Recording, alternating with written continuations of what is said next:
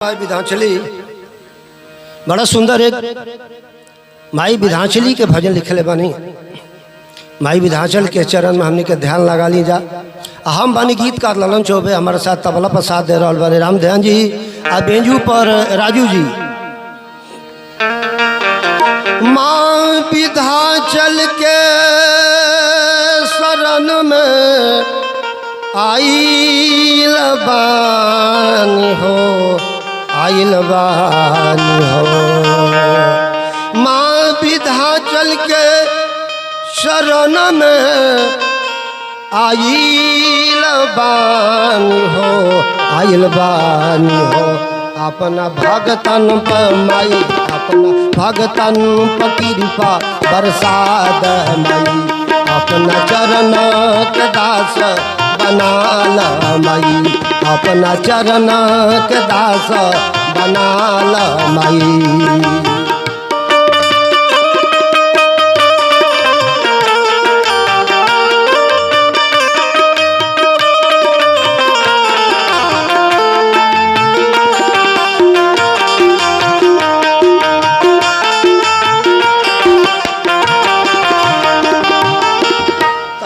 चरनिया के कैल बानिया समाई,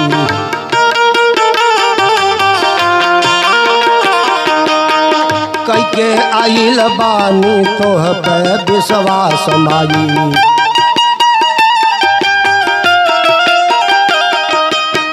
कई के आइल बानी तोह पे विश्वास माई। धोखा दुनिया से खाके, धोखा दुनिया से खाके गिरल बानी हो, गिरल बानी हो। अपना शक्ति से भक्ति दिला द माई, अपना शक्ति से भक्ति दिला द माई।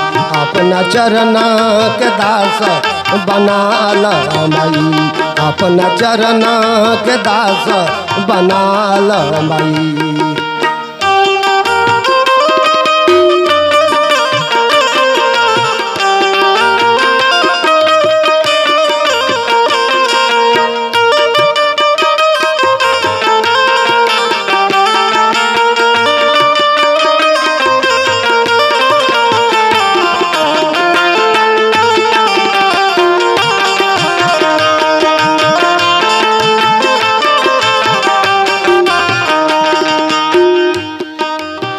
विघ्न विनाशिनी तहरो दस्तूर माई।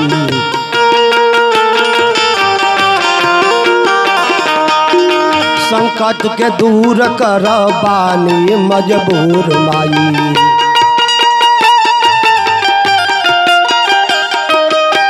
संकट के दूर कर बानी मजबूर माई। सारे अवगुण से, सारे अवगुण से हम हूँ भरल बानी हो, भरल बानी हो। बेटा जानी के अचरा ओढ़ा द माई, बेटा जानी के अचरा ओढ़ा द माई। अपना चरण के दास बनाल माई।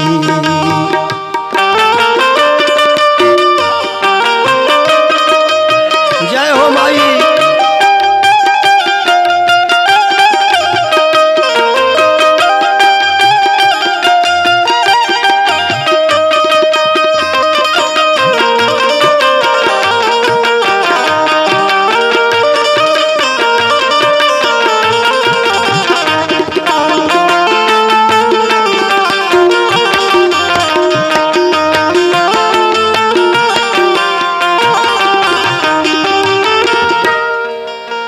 गलती के माफ कर हो गईल भूल माई।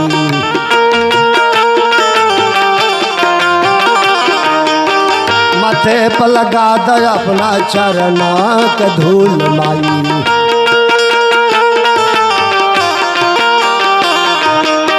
माथे पर लगा दे अपना चरण के धूल माई।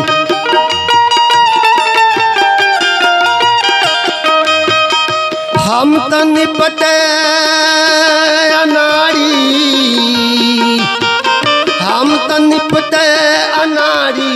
भइल बानी हो, भइल बानी हो, अपना दिलवा में चौब के बसाल माई, अपना दिलवा में चौब के बसाल माई, अपना चरण के दास बनाल माई, अपना चरण के दास बनाल माई।